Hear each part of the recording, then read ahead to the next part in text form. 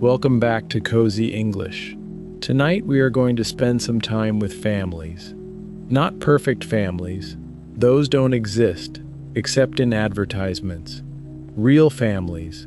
The kind with complicated histories and unspoken rules and inside jokes that go back 20 years, and arguments about small things that are really about large things. The kind where people love each other imperfectly, which is the only way anyone has ever managed to love anyone. The stories you are about to hear are set around kitchen tables and in hospital waiting rooms, on long car journeys and in childhood bedrooms, at family dinners, and on ordinary Tuesday mornings when nothing special happens but something quietly does. They are about parents and children, about siblings and grandparents, about the long shape of a life lived alongside other lives.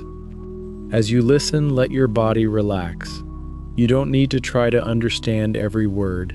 Just let the English wash over you like a warm current. Your sleeping mind is more capable than you think. It is absorbing vocabulary, rhythm, and pattern even as you rest. If you are new here, welcome. And if you have been listening for a while, thank you, genuinely. Your presence here means everything to a channel like this one. Please subscribe if you haven't already. Tell a friend who is learning English. These things keep us going and keep the stories coming. Now, close your eyes. Here are the stories. Story 1. Sunday Morning.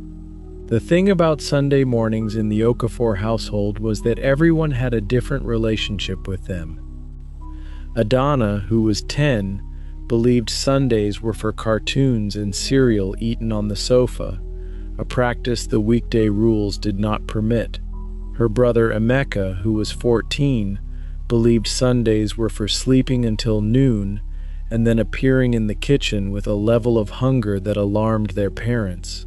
Their father Joseph believed Sundays were for cooking, long, unhurried cooking, the kind that involved multiple pots and a great deal of steam and the smell of things that had been simmering since early morning.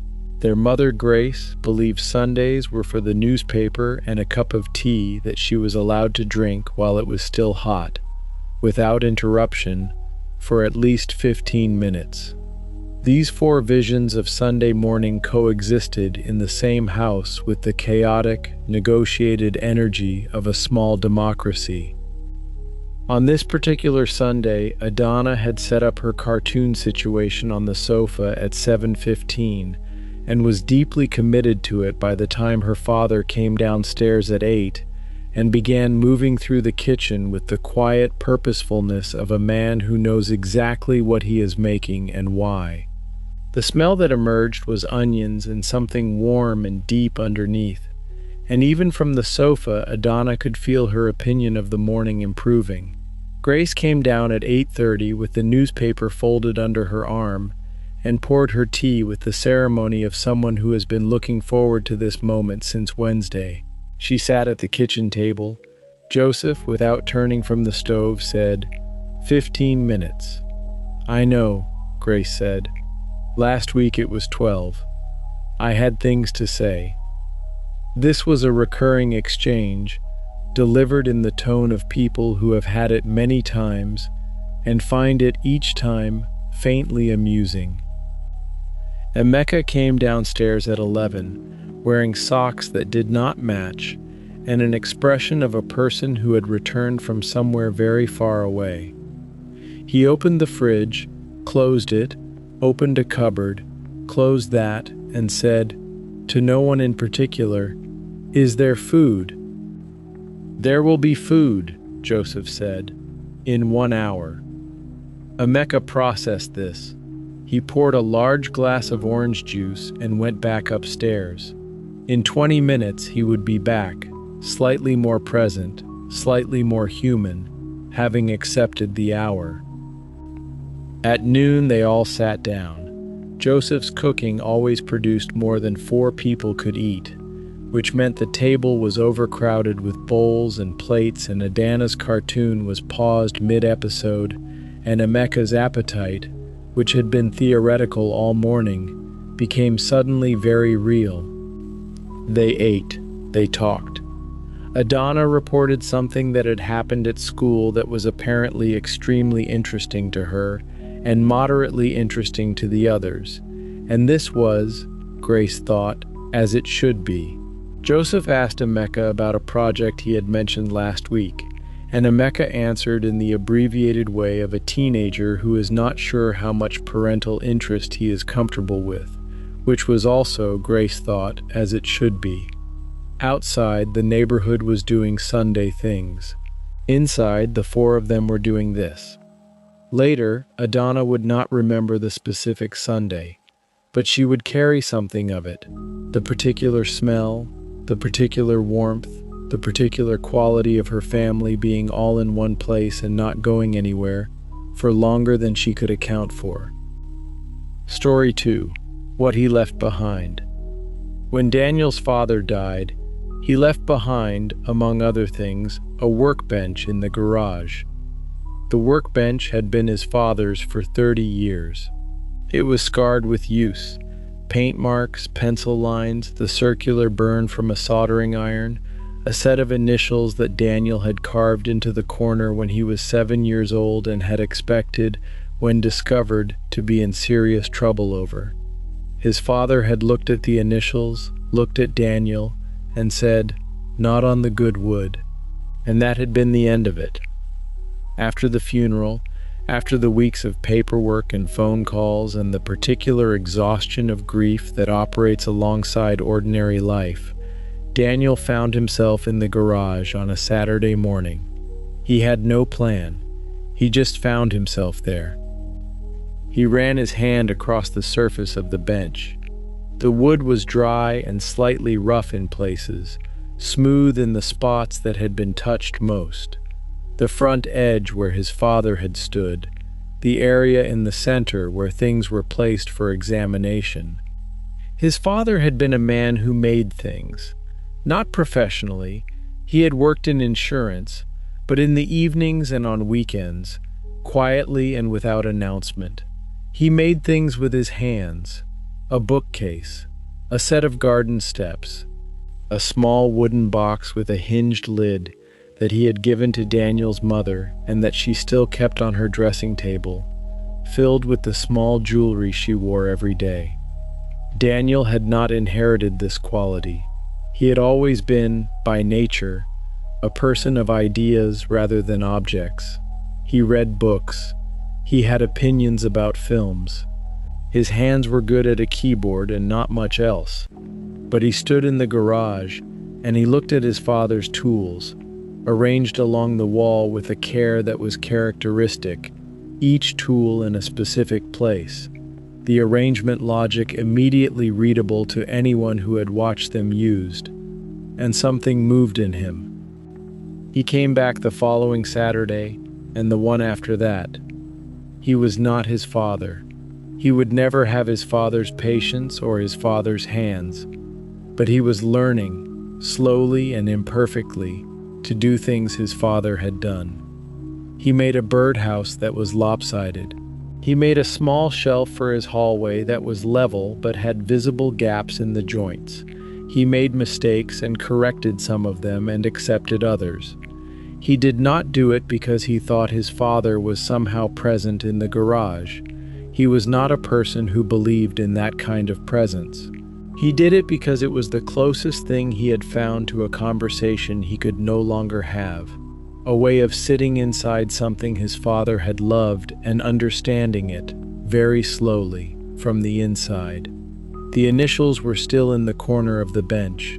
He touched them sometimes when he arrived, and then he picked up a tool and began.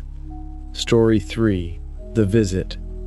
Her mother came to stay for 10 days, and Priya loved her, and it was also 10 days.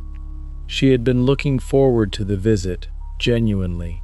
Her mother lived 400 miles away, and they spoke on the phone twice a week, and it was not enough. And then the visit happened, and by day 3 Priya understood, again, the complicated equation at the center of this particular relationship. Her mother had opinions.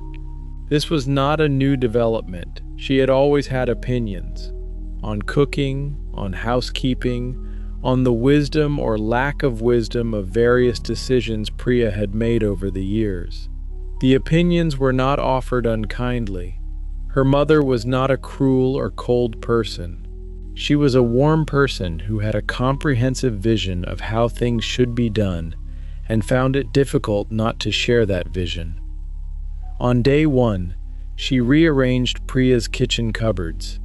Priya came downstairs to find her cups in a different place. Her mother explained the logic. The logic was reasonable.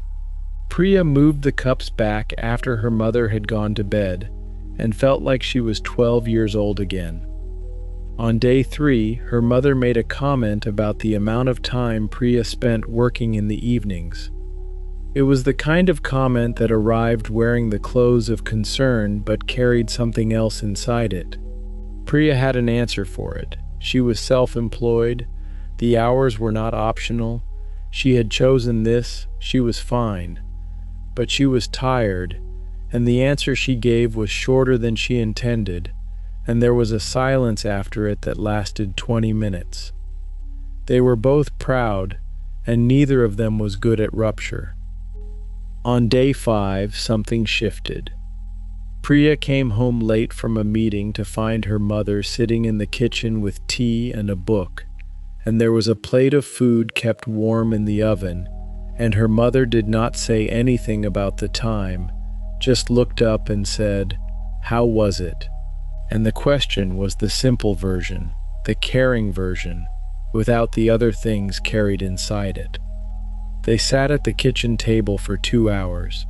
They talked about things they usually didn't, not because they avoided them, but because the phone calls were always in the middle of things, full of interruptions. Her mother talked about her own mother, Priya's grandmother, who had been dead for 8 years but who came up in conversation more often now, which Priya understood had something to do with the particular age her mother was, the reckoning it brought. Priya talked about what she was afraid of, which she had not said to anyone recently in such a direct way. Her mother listened without advice. This was unusual and, Priya thought, probably cost her something. On day 10, her mother left. Priya hugged her at the door for longer than usual, which her mother accepted with a slight stiffening and then a softening, and then Priya watched the taxi go and went inside and stood in the kitchen where the cups were exactly where she had put them, and she was very glad her mother had come. Story 4. The Eldest.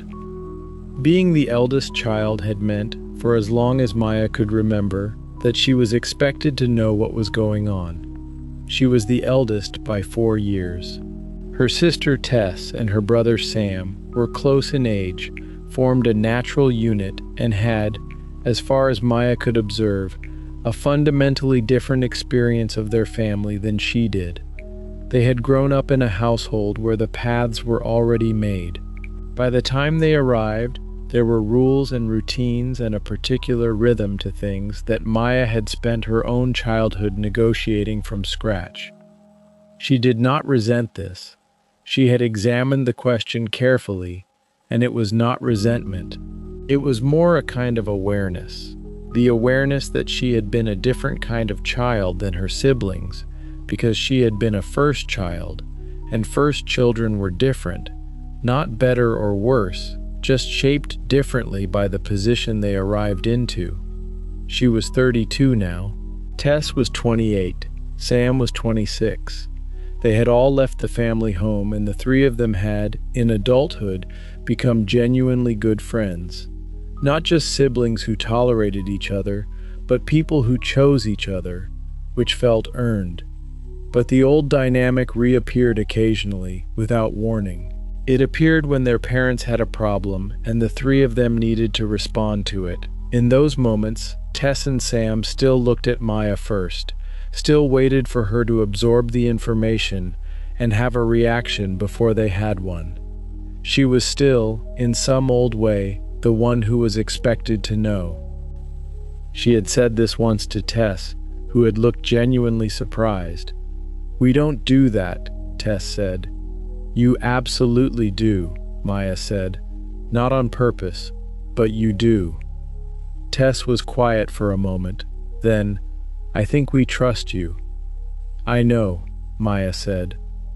But it's not the same as actually looking at the situation yourself and deciding how to feel about it. You outsource the feeling. This was, they both admitted, an uncomfortable thing to hear.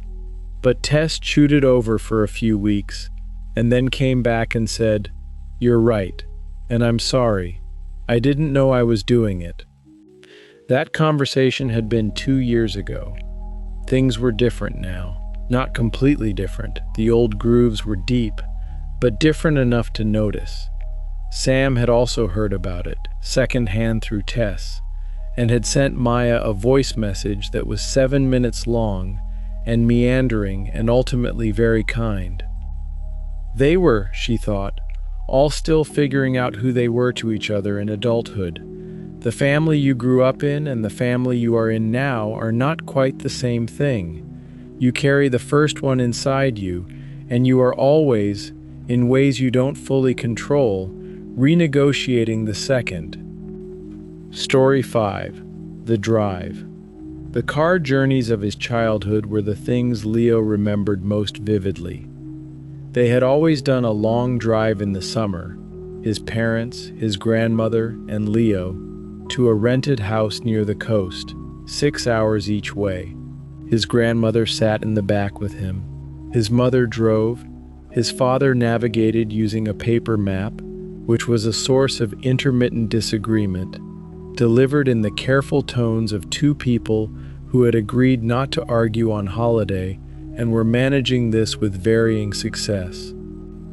His grandmother smelled of lavender and always had boiled sweets in her handbag, which she offered Leo at intervals. Not too frequently, which would have been indulgent, not too infrequently, which would have been withholding.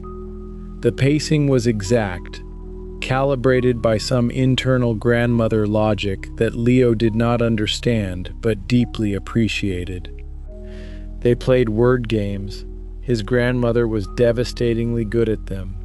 She could name a capital city for any letter of the alphabet without pausing, recite long poems from memory, and had a private game she played with Leo that involved making up the silliest possible names for the cars they passed on the motorway.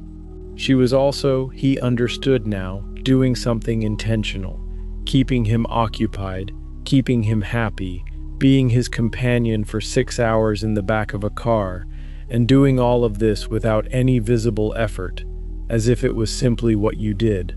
She had died when Leo was 15. He had been old enough to grieve, not quite old enough to say the things he wanted to say. This was a particular kind of missing, the missing of someone you did not get to say goodbye to properly, because you were still in the middle of becoming yourself when they left. He was a father now. His daughter, Nia, was 6.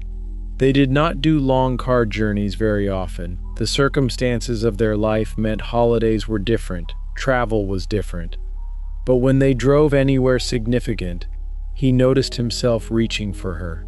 Not literally, she was in the back seat, he was driving, but his attention moved toward her in the way his grandmother's attention had moved toward him, offering something, checking in, being present in the passenger seat of her experience. He did not know how much of this was conscious. Most of it was not, he suspected. Most of it was something he had absorbed 30 years ago in the back of a car on a motorway from a woman who had given it to him without ceremony and without calling it a gift. He kept boiled sweets in the glove compartment. This was not an accident. Story 6. What Nina learned from her grandmother. Nina learned to make pastry from her grandmother on a rainy afternoon in October when she was 8 years old, and she learned something else at the same time that she only understood much later. Her grandmother's name was Vera. She was a small, energetic woman who had grown up in difficult circumstances and arrived in England at 32 speaking almost no English, and had spent the 40 years since then building, with great deliberateness and no apparent self-pity, a life she was satisfied with. Nina did not know most of this when she was 8. She knew only that her grandmother made things, food mainly, but also knitted things, and the curtains in the spare bedroom, and a long, complicated tapestry that hung in the hallway that Nina had been told not to touch, and had never touched and had always found slightly magnificent. The pastry lesson was not announced as a lesson. Nina had arrived for the afternoon, and her grandmother had simply said, "Come, we'll make something," and Nina had followed her to the kitchen. Her grandmother worked without recipes. This was the first thing Nina observed. She added flour and fat and water and salt by feel, by the quality of what was in her hands. When Nina asked how much flour, her grandmother looked at the bowl for a moment and said, "Until it looks right." Nina, 8 years old and accustomed to the precision of school, found this initially unsatisfying, and then, as the afternoon went on, liberating. Her grandmother guided her hands.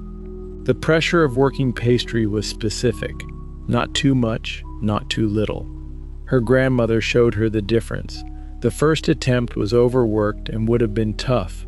"See," her grandmother said without blame. "Now you know. We try again." They tried again. This one was better. Her grandmother pressed it flat and lined a tin, and they made a fruit tart that they ate that afternoon, with the easy pleasure of people who have made a thing together. What Nina understood, later, was the other lesson in the afternoon, the one her grandmother had not stated explicitly. It was the lesson of trying again without fuss, of overworked pastry being not a failure but a piece of information, of the second attempt being the natural consequence of the first. Her grandmother had lived that way, Nina came to understand, not with the absence of difficulty, but with the absence of the dramatic response to difficulty. You try, it goes wrong, you learn, you try again. This is simply what you do. Nina was in her 40s now.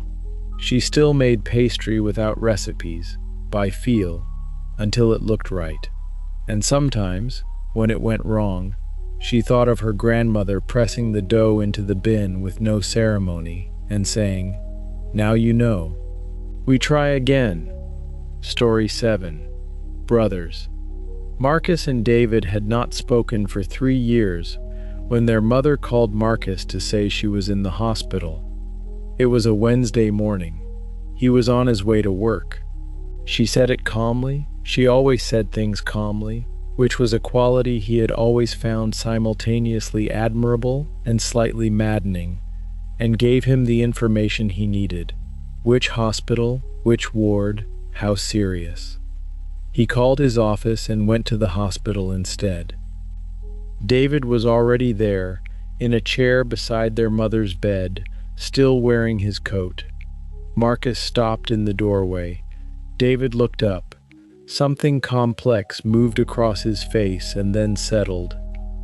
"Marcus," their mother said, from the bed, in a tone that contained no drama and yet somehow encompassed the entire situation.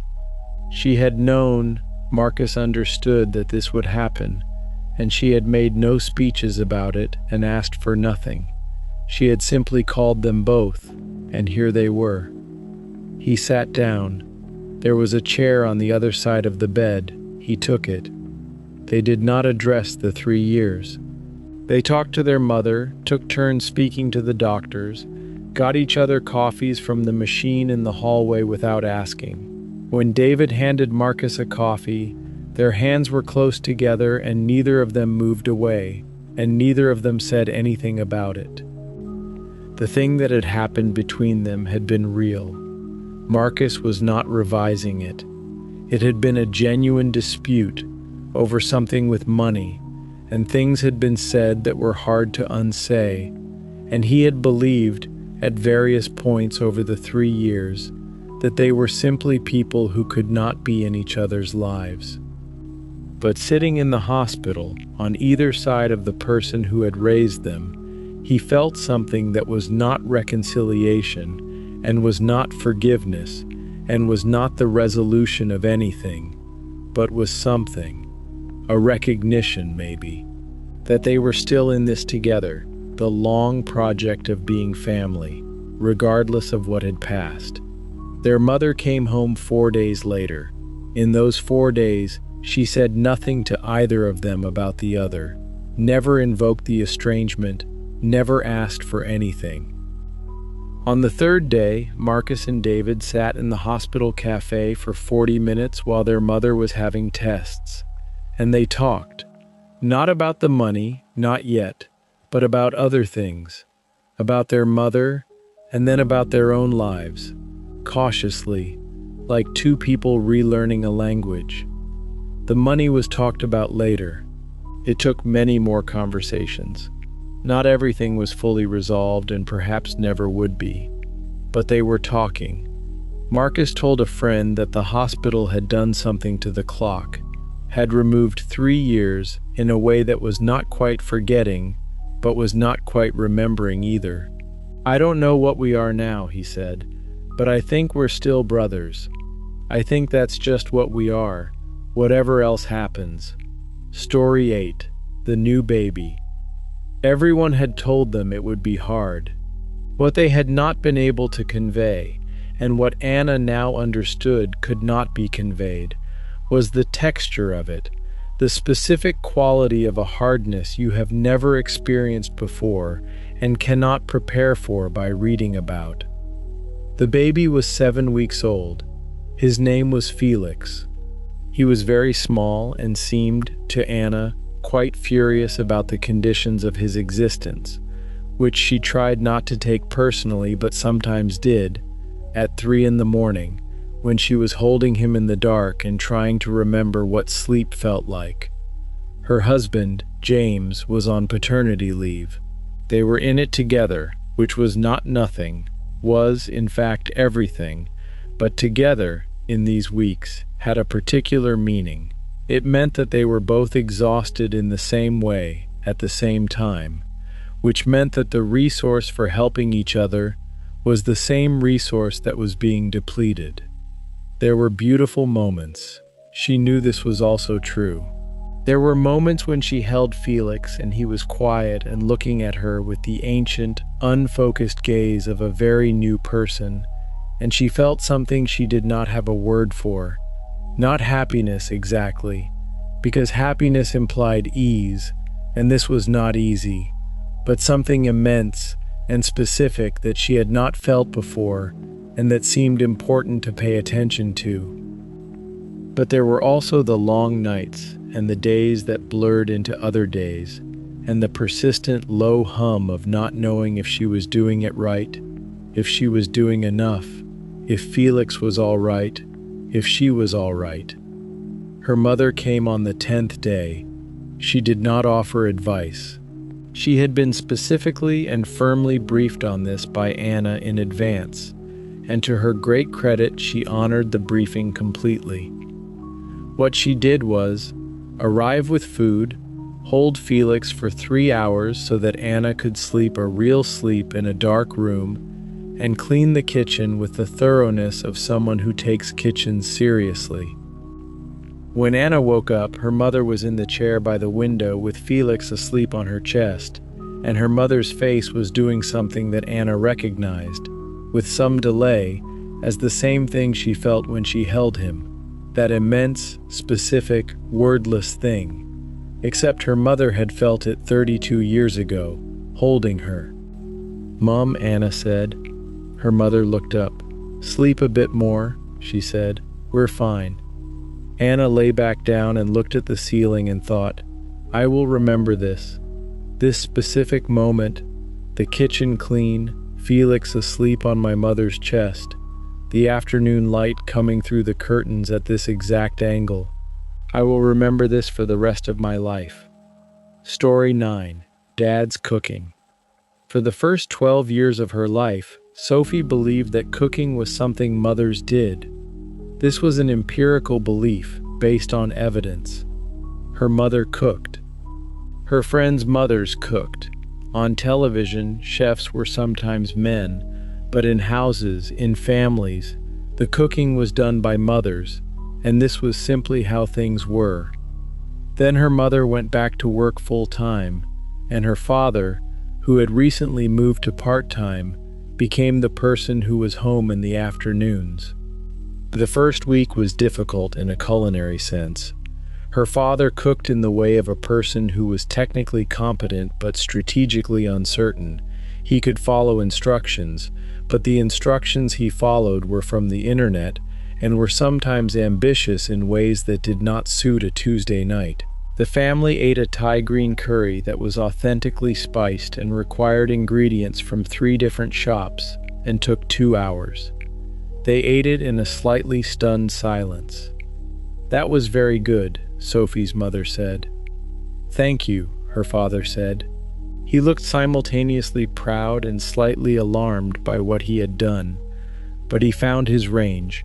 Over the following months, he developed a set of things he made well, reliable, straightforward things that were ready at a sensible time and that the family ate with genuine pleasure. He made a very good soup.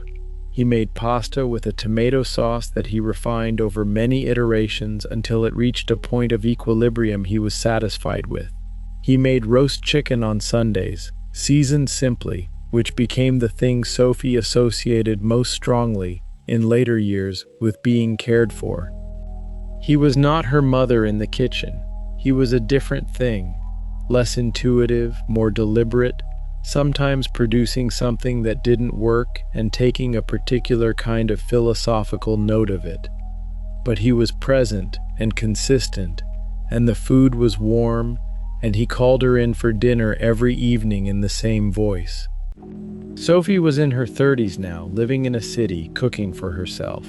She was, by her own assessment, a good cook. She had learned from both of her parents, in different ways. Her mother had taught her flavor, the instinctive adjustment, the knowledge of what needed more of something and what needed less. Her father had taught her method, and perhaps, without meaning to, something else. That the act of cooking for a family was not a gendered thing, not a maternal thing, but simply a thing people did for each other when they loved each other and someone needed to eat. Story 10. Long Distance. When Yuki moved to Canada, her family was in Japan. This was a 12-hour time difference, which meant that when she woke up, they were going to bed, and when she went to bed, they were waking up, and the window of time when both parties were awake and able to talk was narrow and had to be scheduled. She had not anticipated how strange this would feel. She had been independent for years, had lived away from home since university, had moved cities, had managed without daily contact. She did not think of herself as a person who needed her family nearby. This had turned out to be true in every context except this one, the context of being in a country where she was starting from nothing, where everything was unfamiliar, where the simple tasks of navigating a new place used up more energy than they should. She called her parents every Sunday, at a time that was inconvenient for both parties, but had become non-negotiable. Her mother answered on the first ring and managed, in some way that Yuki could not explain, to convey through the phone a quality of warmth that closed the 12 time zones between them and landed in Yuki's apartment with physical weight. Her father was in the background, occasionally leaning in to make a comment that was always slightly off topic and always right. Her grandmother, when she was there, sat close to the screen and spoke loudly, as she believed electronic communication required volume. The calls lasted 40 minutes on average. Yuki covered the same ground most weeks. Her job, her apartment, the weather, the progress of her English, a funny or frustrating thing that had happened. Her parents covered their ground, the neighborhood, her father's health, her mother's garden, the behavior of a cat that had moved into the building, and that her mother had adopted against the formal rules of the apartment block. What she understood, over time, was that the content of the calls was almost beside the point. What mattered was the call itself, the fact of it, the 40 minutes in which she was visible to people who loved her, in which she was not just a person living abroad, but someone's daughter, someone's granddaughter, someone whose absence was specifically felt. She moved back, eventually, not because Canada had been wrong, but because Japan was right, and she had learned enough in her time away to know the difference.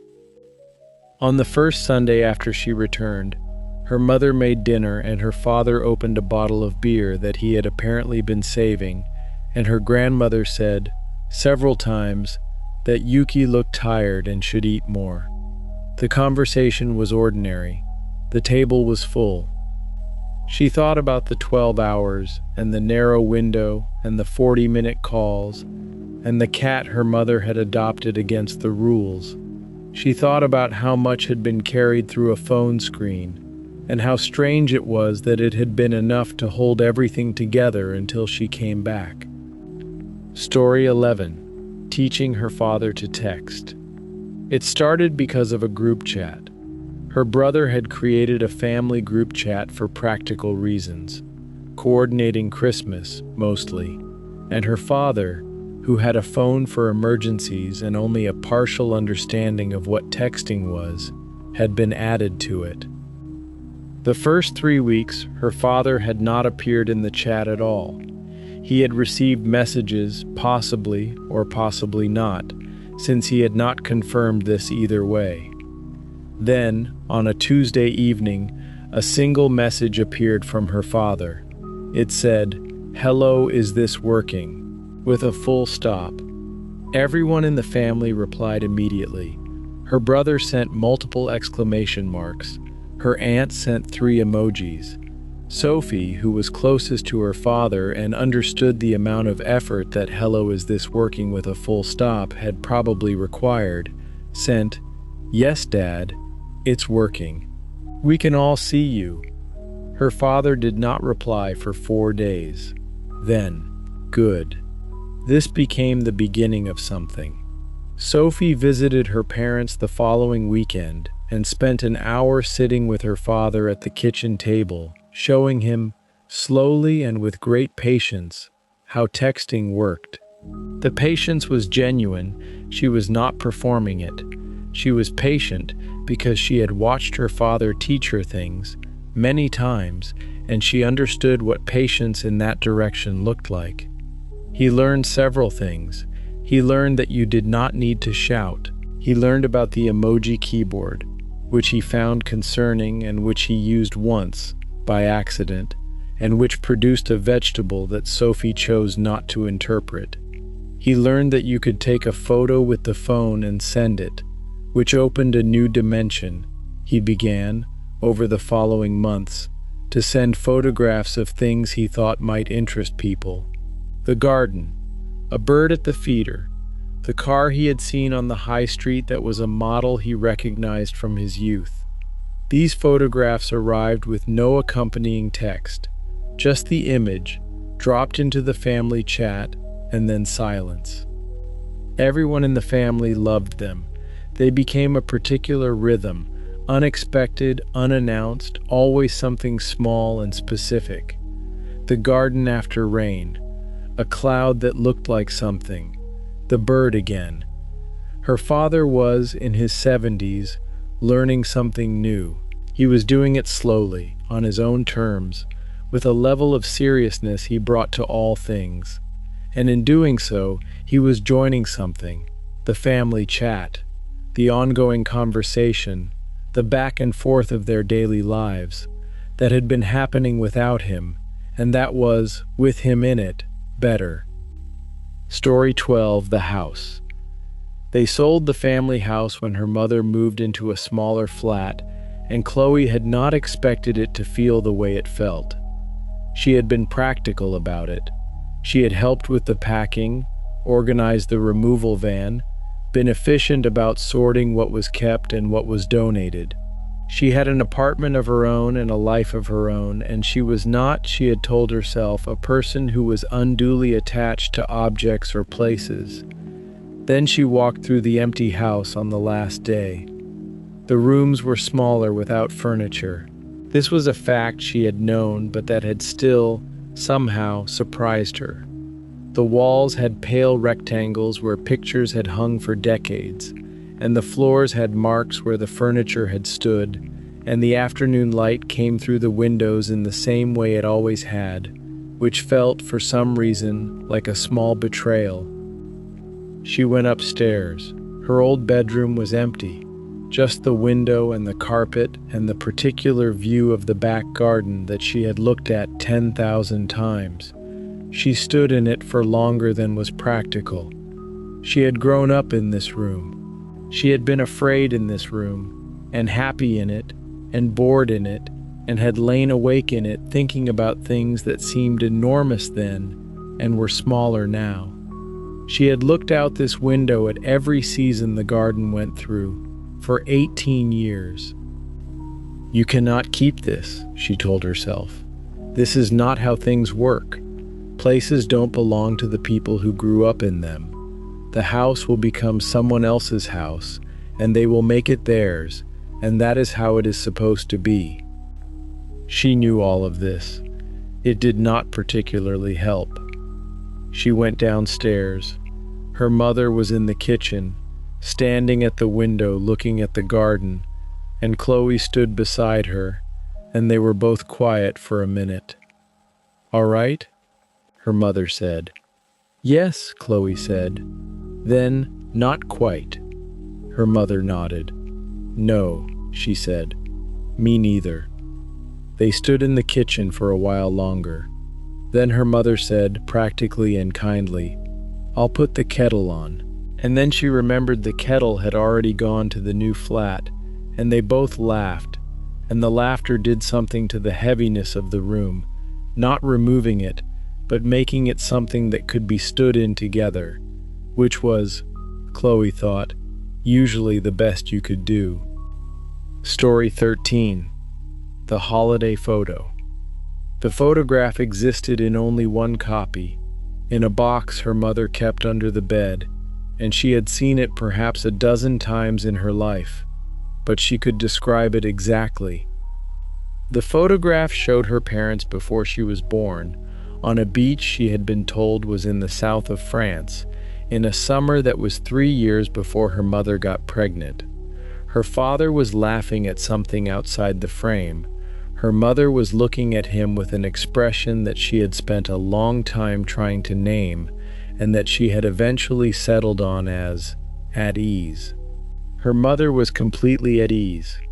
She found this photograph moving in ways she had not expected, not because of the beach or the summer or the fact that she did not yet exist in it, but because of her mother's face. Her mother, in the photograph, was 26 and entirely at ease with being alive. She had not always seen her mother as someone who had a life before the family, a life in which she was not a mother but simply a young woman on a beach in France in a good summer. The photograph made this visible in a way that nothing else quite had, the particular quality of that ease. The way she was looking at her father, who was laughing, both of them somewhere they were happy, with nothing requiring them to be anywhere else. She asked her mother about that holiday once, carefully, in the way you approached a subject that might have weight. Her mother said, "It was very good. It was a very good week." She said this with a private quality, as if accessing something specific and internal, and then changed the subject in a gentle way that was not dismissal. She had kept the memory of the photograph for years, her mother's face in it, the ease. She hoped her own children might, somewhere in their lives, see a photograph of her and understand something from it that she had not thought to tell them. Story 14. The Argument They Never Finished.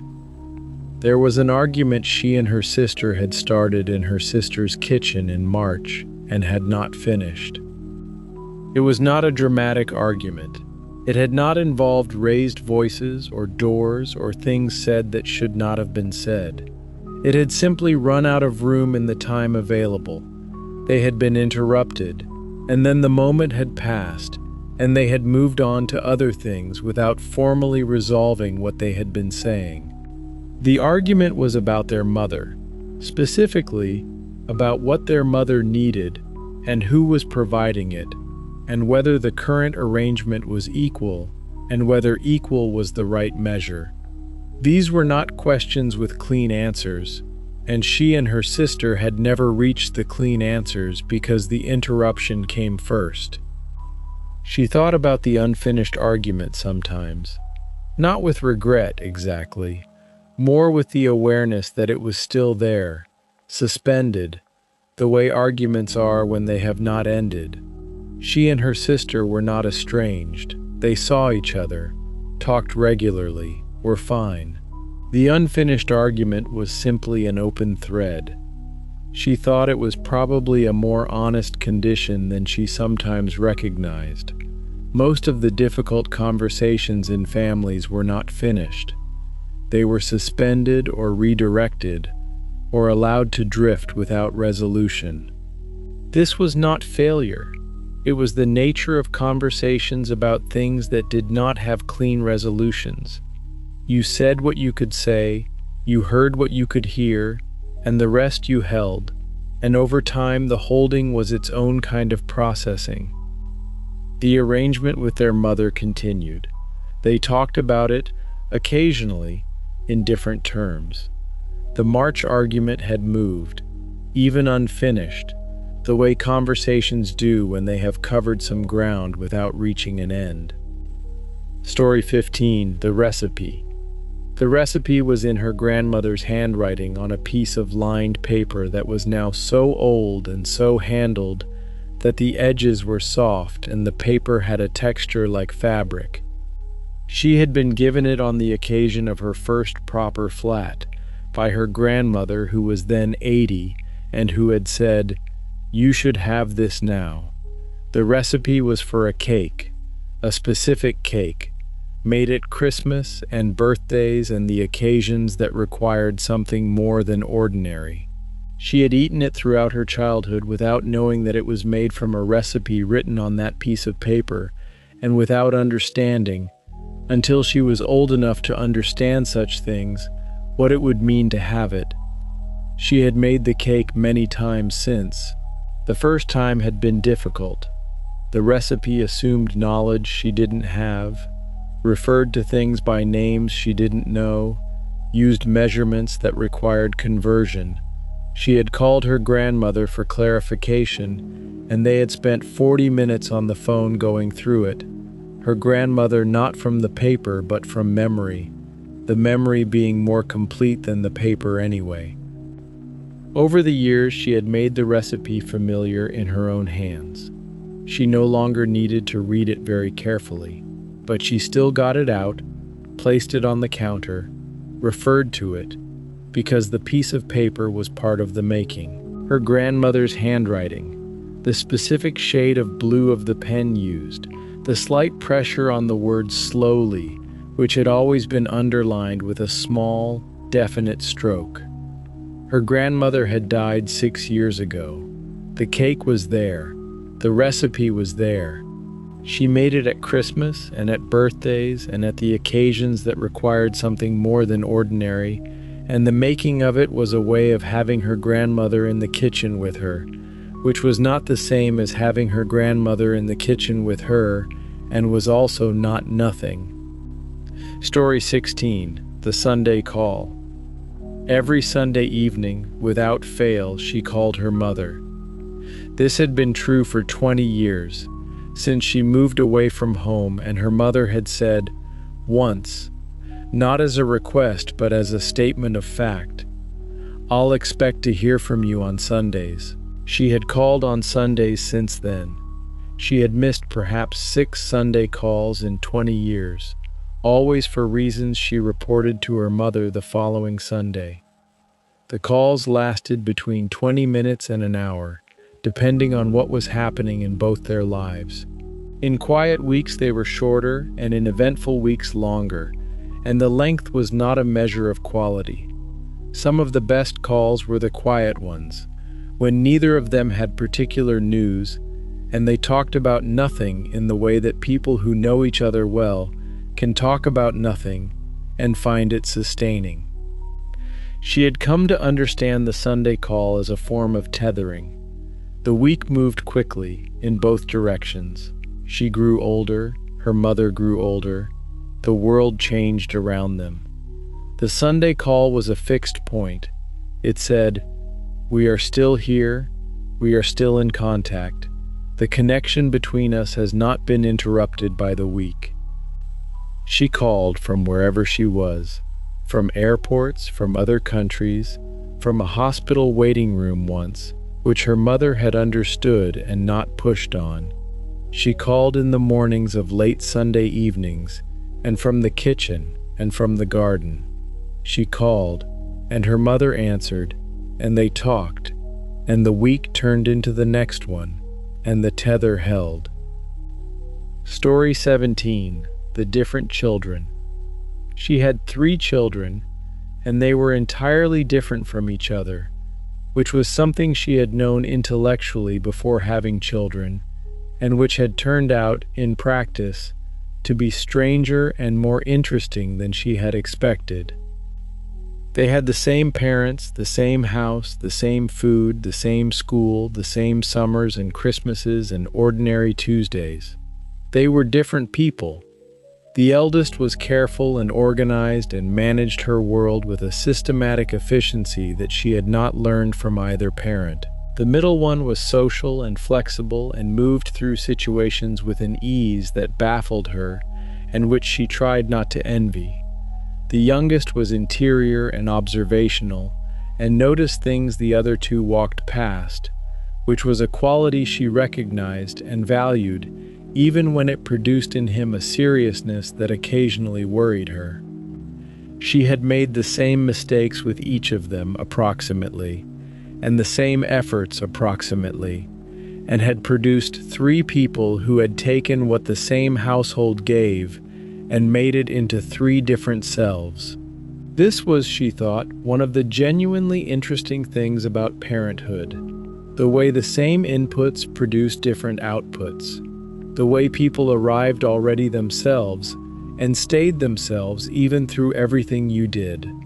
She worried about all 3 of them in different ways, which was efficient if exhausting. She was proud of all 3 of them for different reasons. She had conversations with each of them that she could not have with the others, and conversations with the 3 of them together that she could not have with anyone alone. The family was a specific thing made of specific people. It was not a generic family. It was theirs. Story 18. The Birthday Party. The birthday party had been for his father's 70th and had involved 40 people in a garden in July, which was the kind of event that required planning and produced, in the event, something not quite like the planning. He had organized it with his sister, which meant 2 months of emails about the guest list and the food and the logistics, and 1 argument about the marquee that was resolved by both of them deciding to not have a marquee, which was the right answer. His father had not wanted a party. He was a man who preferred small gatherings and direct conversation, and had a historical relationship with large events that was complicated. He had been told it was happening. He had accepted this with the specific grace of a man who knew when not to argue. The day itself was good. Not perfect, a garden party never was, but genuinely good. The food was right, the weather was benign. His father moved through the 40 people with more ease than expected, talking to people he had not seen in years with the ease of someone who remembered why he had liked them. There was a moment, about 3 hours in, when he saw his father standing at the edge of the garden with his wife of 42 years, both of them looking at the crowd of people who had come for his father's birthday. His father's expression was something he could not name. Complex, a little overwhelmed, but good underneath the overwhelm. He did not go over. He left his father with that moment. Some things were better witnessed than interrupted. The party ended well.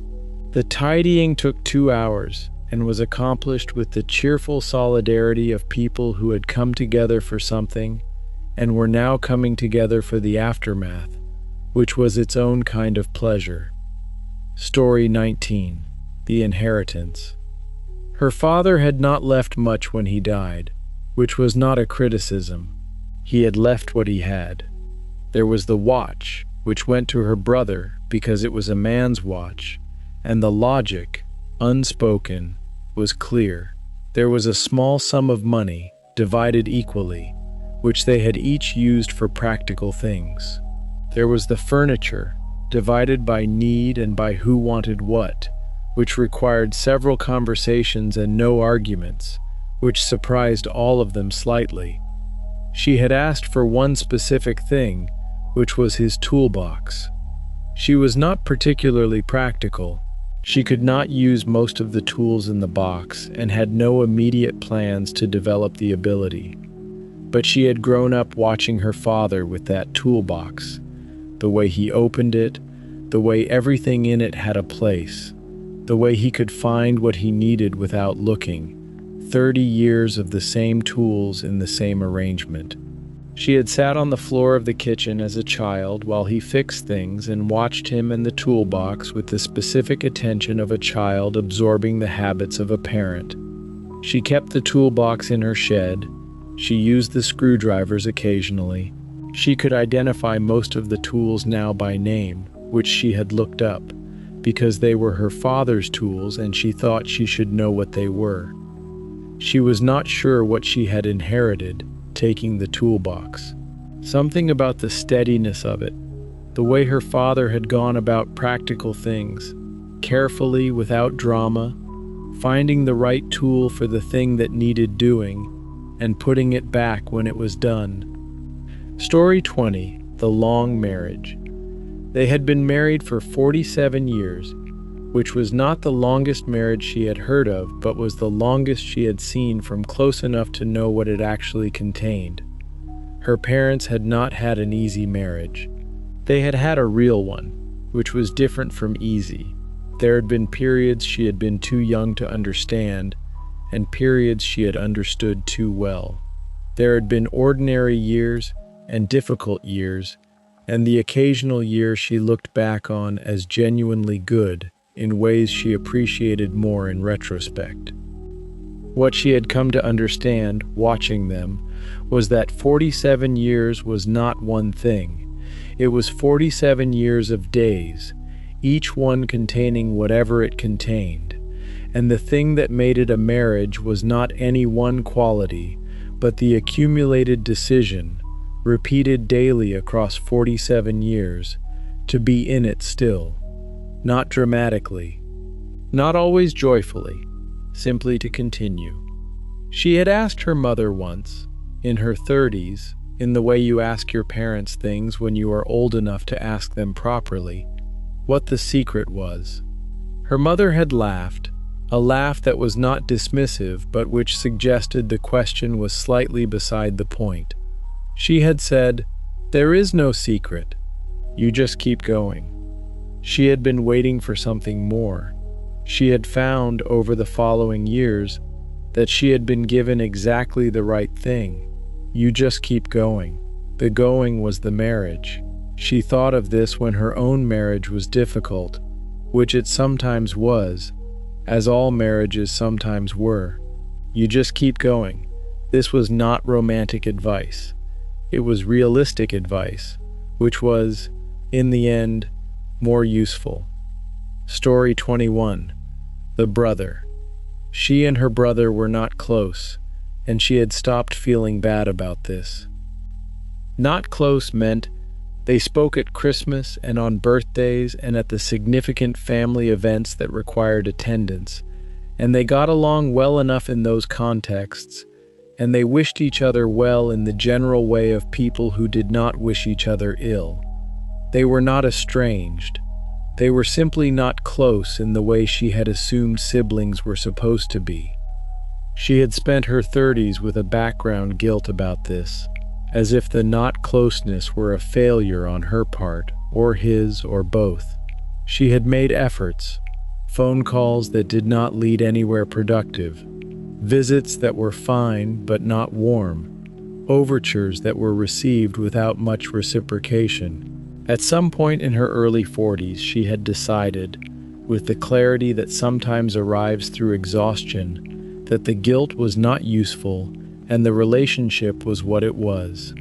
They had been different from the beginning. He was older by 4 years, which was enough to have had a different childhood in the same house.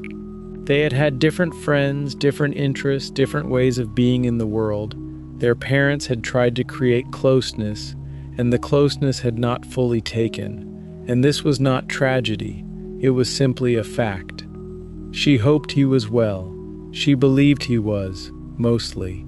She thought he probably felt similarly about her, a benign goodwill at a distance that functioned well at Christmas and on birthdays and at the significant family events. It was enough. She had come to accept that it was enough, and accepting it had been better than the guilt. Story 22. The kitchen on Sundays. Sunday mornings in the kitchen with her family were the best hours of the week, and she had known this while they were happening, which was not always the case with the best things. The knowing had started when the children were teenagers, old enough to come down for breakfast without being summoned, young enough to still want to.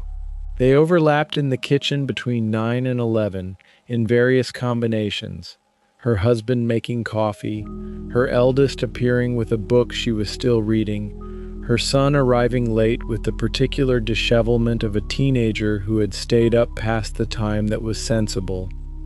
The radio was on, usually. The Sunday program, which was familiar enough to be background but good enough to occasionally produce a pause and an opinion from someone at the table. The table itself was rarely fully cleared on Sunday mornings. The newspaper, someone's homework, the detritus of a week of family life, and no one cleared it. It was the Sunday table, not the orderly table. She made pancakes on Sunday mornings, which she had been making for 11 years, since the first Sunday she had been pregnant, and had wanted them and made them, and they had become the Sunday thing without a decision being made. The children had grown up with Sunday pancakes. This was a small continuity that she was quietly proud of, not because pancakes were remarkable, but because the consistency of them was a form of saying, "This matters. We do this together. It happens here every week." Her eldest was at university now. Her son was in his last year of school.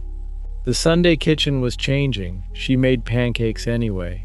She would for as long as anyone came for them. Story 23. The Emergency. The emergency was not serious in the end, but in the hours before the end it was not clear that it would not be. Her mother had fallen. A neighbor had found her and called the ambulance and called her, in that order, and she had driven the 2 hours in a state of suspended dread that she managed by focusing on the motorway and not on the outcomes. Her mother was in hospital when she arrived, not critical, a fracture, a scan that was clear, a night's observation. The word fracture absorbed her mother's attention completely, in the way that precise medical words do when applied to your own body. She held her mother's hand and listened to the doctor and translated where translation was needed and thought, "She is all right, she is here, this is manageable." Her mother was in hospital for 3 days. She stayed nearby and visited every morning and afternoon. She organized the things that needed organizing, the neighbor who would collect the post, the GP who needed calling, the list of questions for the consultant that she typed on her phone and read out at the relevant moment. Her mother said, "On the second day, I don't want to be a burden." She said this the way people say it when they mean it, and also when they are frightened. She said, "You are not a burden, you are my mother." She was glad to be there. She had not been able to be there when her father was ill, not in the same way. She had learned from that what being there meant, which was not just presence, but the particular quality of attention that presence required.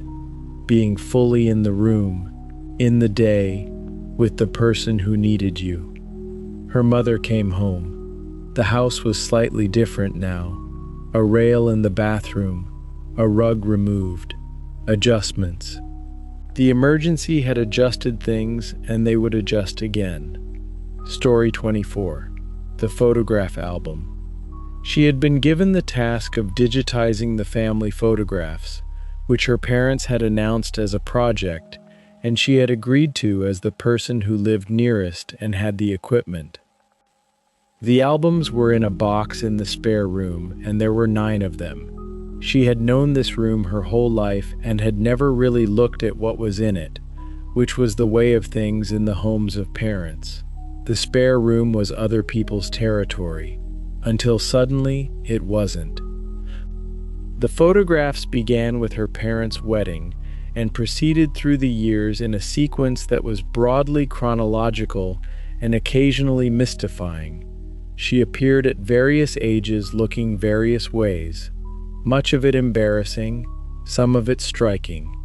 There were photographs of people she could not identify who must have mattered enough at some point to be photographed. There were whole summers compressed into 4 photographs and single afternoons documented in 12. She found photographs of her grandparents as young people, which stopped her.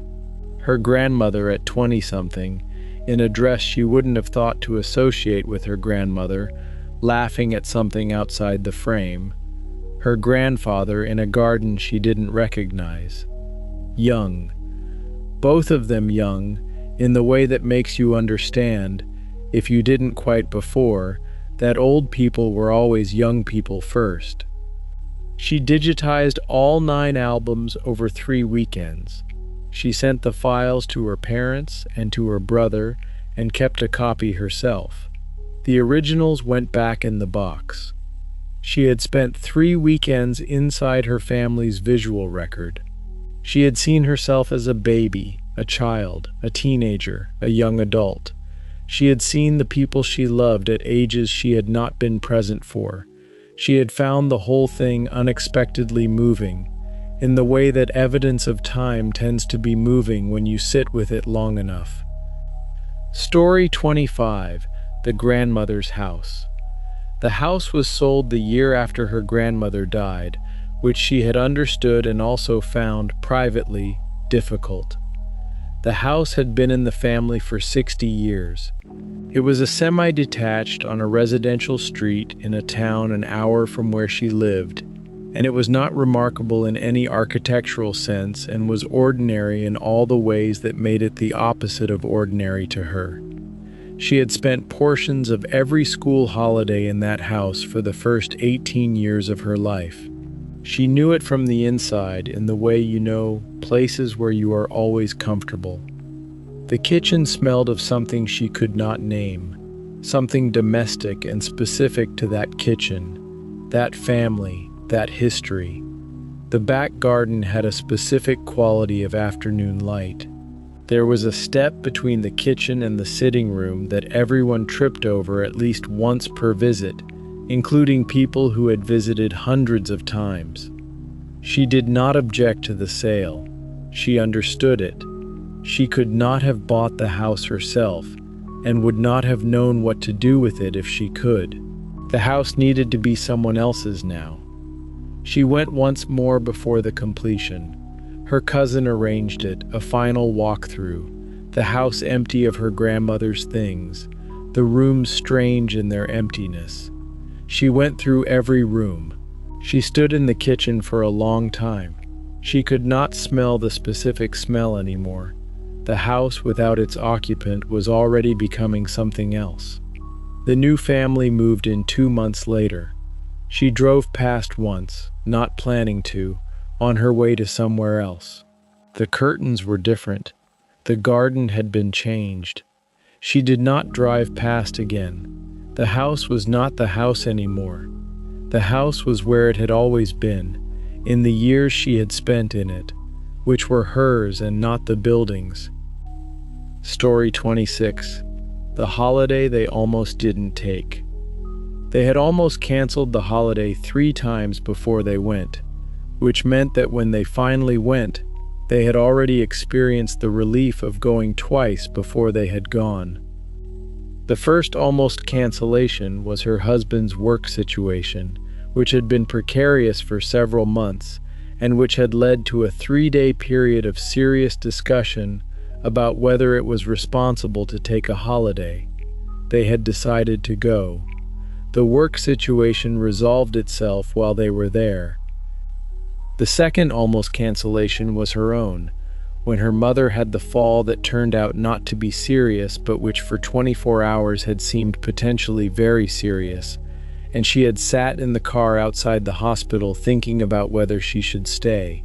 She had talked to her mother, who had said, "You are going on holiday? I am absolutely fine. Go." She had gone. The third almost cancellation was the flight, which had a mechanical delay of 3 hours and during which she had sat in the departure lounge and thought, "We should go home." They did not go home. The flight departed. The holiday was a week in a place they had not been before, which was warmer than home and slower than home, and which they had both needed without quite knowing they needed it. She swam in the sea every morning. He walked and read. They had dinners that lasted 2 hours without either of them looking at a phone. They came back brown and rested and with the specific quality of people who have been away long enough for something to shift. She was glad they had not canceled. She was glad 3 times over, once for each time they had almost not gone. Story 27. The name.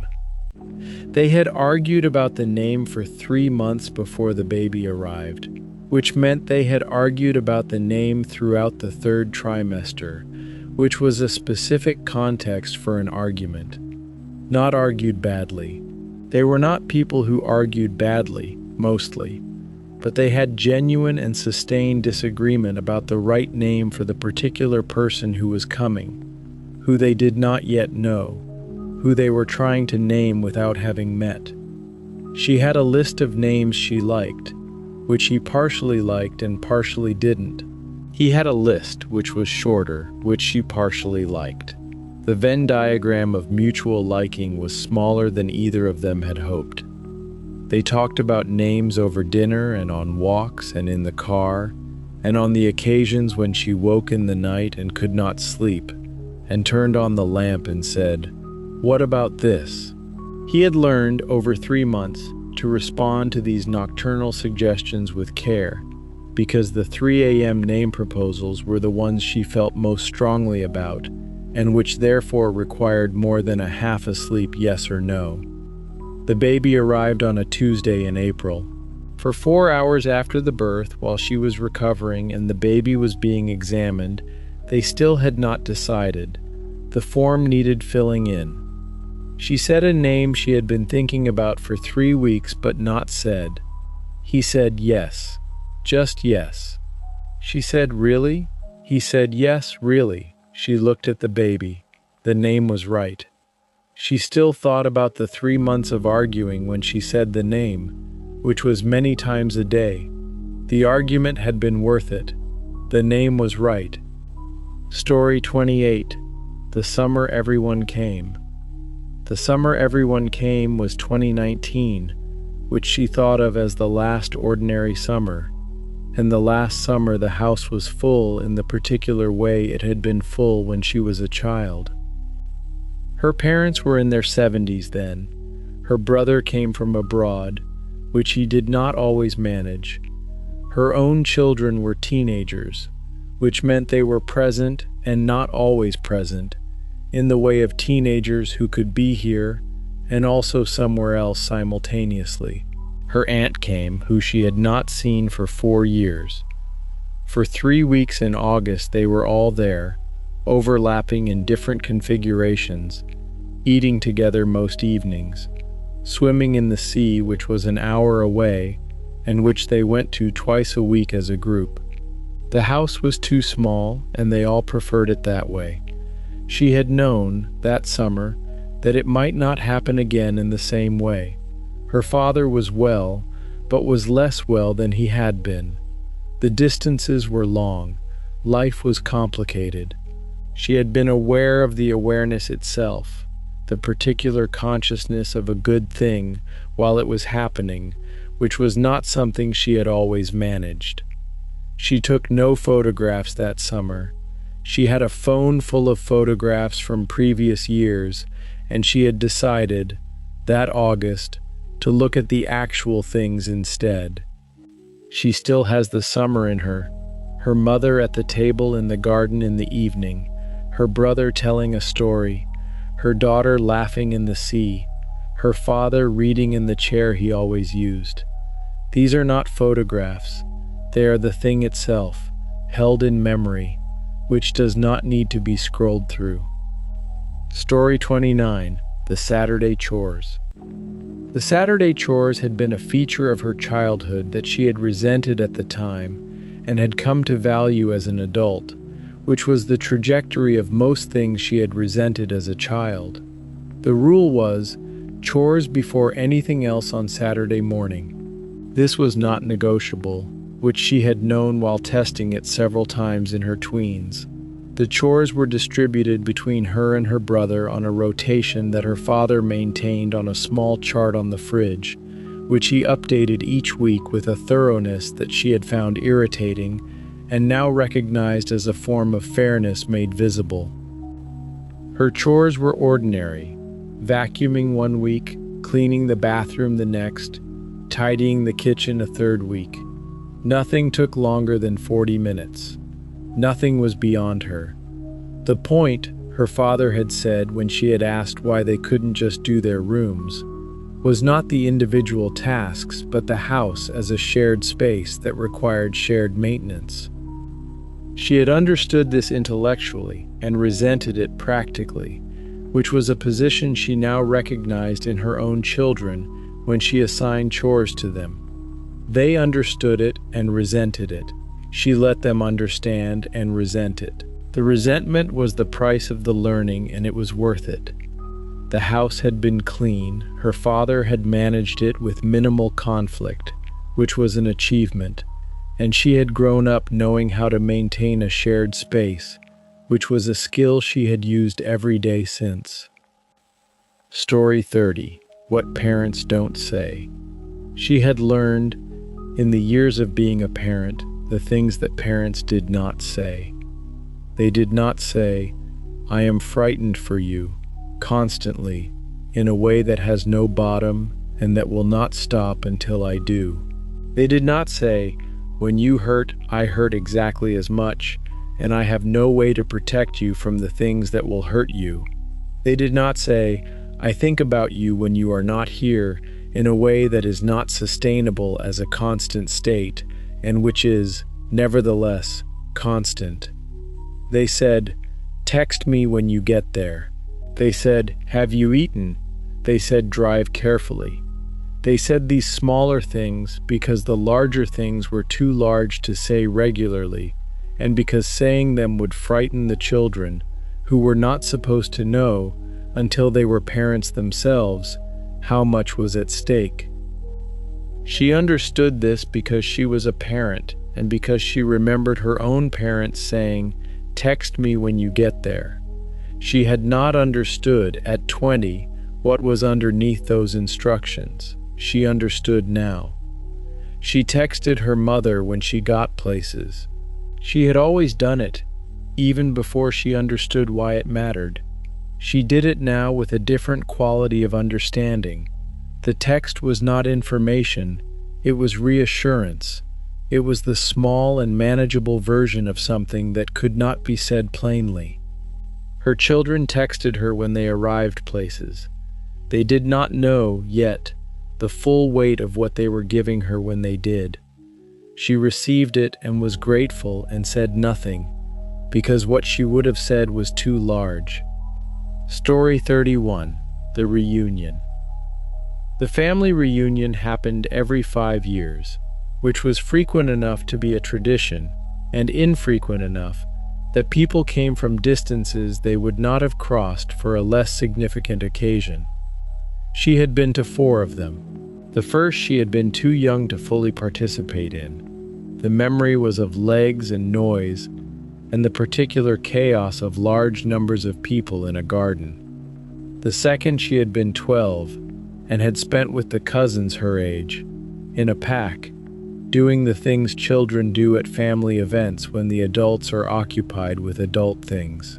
The third she had been 22, and had, for the first time, real conversations with the older relatives. Conversations that were not filtered through the screen of her being young, but which treated her as a person with views. The fourth was the one she thought about most.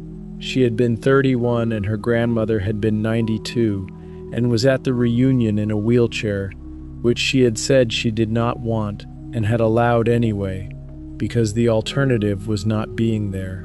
She had sat with her grandmother for an hour at the 4th reunion, just the 2 of them, slightly apart from the main gathering, in a patch of shade, and they had talked. She could not remember most of what was said. She remembered the quality of the attention, her grandmother's attention, which was full and precise, and which took her seriously in a way that she had always valued in her grandmother. She remembered her grandmother's hands on the arm of the wheelchair. The grandmother had died before the 5th reunion. She had come to the 5th reunion knowing this would be true, and it had been. Story 32. The Last Summer at Home. She spent the last summer at home in the way she had spent all her summers there, which meant she knew, and did not fully know, that it was the last. She was 18. She was going away to study in September, to a city she had visited twice and which she had chosen for reasons that were partly rational and partly intuition, and partly because a friend was going there. The summer was the interval between what had been and what would be, and she was in it the way you're in an interval, aware of the edges.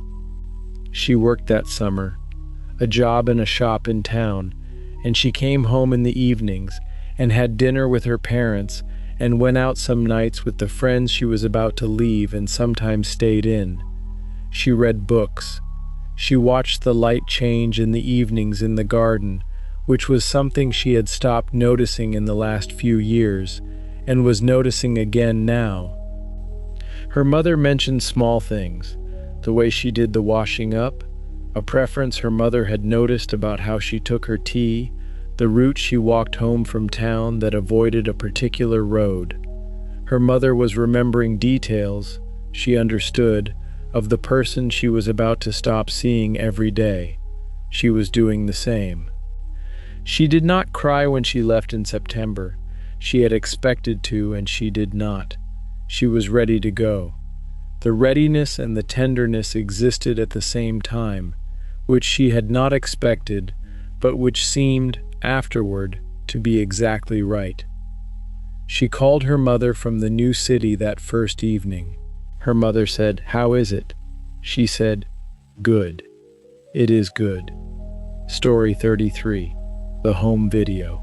She found the home video in a box when she was clearing out the loft, on a cassette that was labeled, in her father's handwriting, Christmas 1994. She did not have anything that played cassettes. She brought it to a shop that transferred old tapes to digital, and they did, and she watched it one evening alone, which was the right way to watch it. Christmas 1994. She was 9. Her brother was 6. Her parents were the ages she thought of as middle-aged when she was 9 and now understood were young. Her mother was 34, her father 37. They moved through the video with the ease of people who did not know they were being preserved. Her father operated the camera badly. So much of what she saw was ceiling or floor interrupted by brief, clear moments of faces. Her mother in the kitchen, looking at something off-screen with the slight exasperation of someone managing Christmas.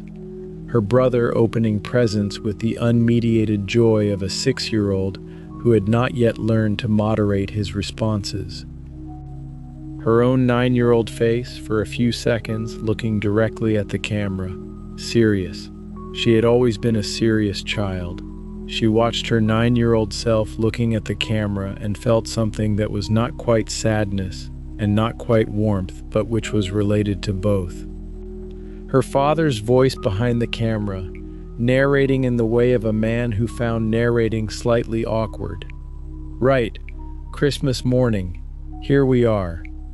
Here they were, 1994.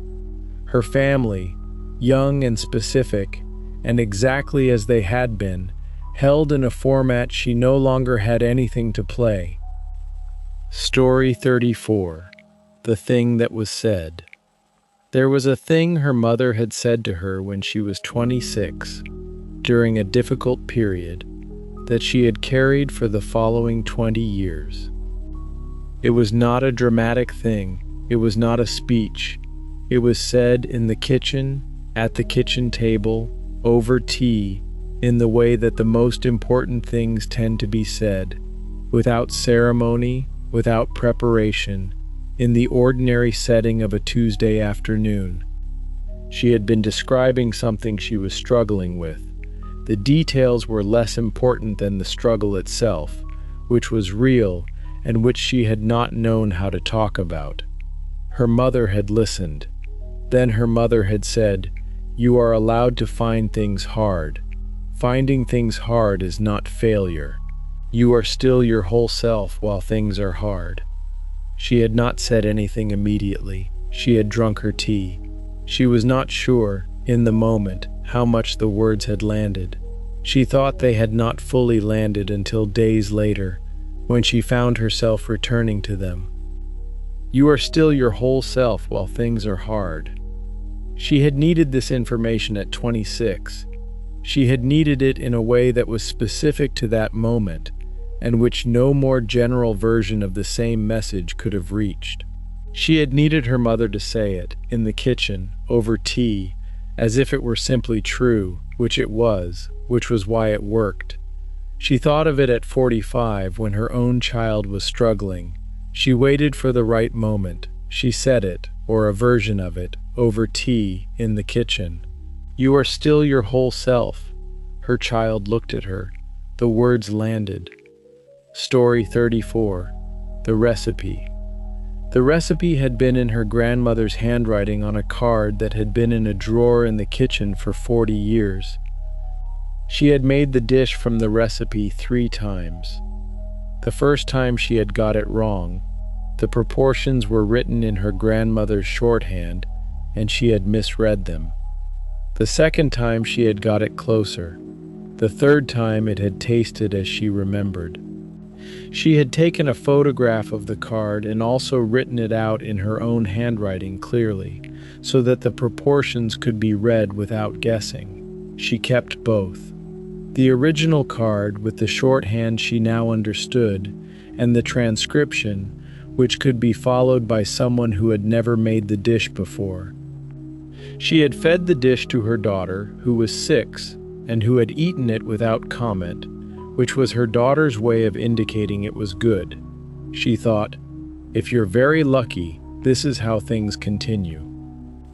That's where we leave things tonight, in an empty kitchen, in the good company of someone who knows you well. Family is where most of us are first loved, and where we first love in return. It is where we learn what we are, and spend the rest of our lives revising the lesson. It is kitchens and car journeys, long phone calls and empty rooms, the people who taught us things without knowing they were teaching, and the people we are still learning to understand after decades. Thank you for listening tonight. Thank you for bringing your sleeping mind to these stories, for trusting us with your rest. We hope some of these words have settled in you quietly, the way good things do. If this channel is part of your English learning, if these stories have become something you return to, please subscribe, Leave a comment in the morning if you wake up and want to. Share the channel with someone else who is learning. These are the things that keep this going. We'll be here tomorrow night with more stories, more English, more of whatever it is that happens in the quiet hours. Sleep well. Dream in English. Good night.